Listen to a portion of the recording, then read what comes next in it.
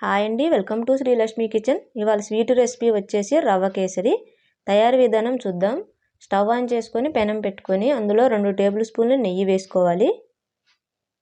జీడిపప్పు పలుకులు, కిస్మిస్లు వేసుకొని వేగిన తర్వాత గిన్నెలోకి తీసుకోవాలి.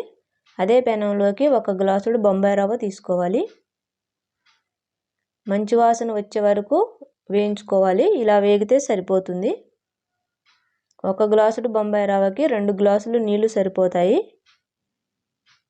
2 గ్లాసులు నీళ్లు పోసుకొని ఉడికించుకోవాలి. నీళ్లు అన్నీ వినికిపోయిన తర్వాత 1/2 గ్లాసుడు పంచదార వేసుకోవాలి.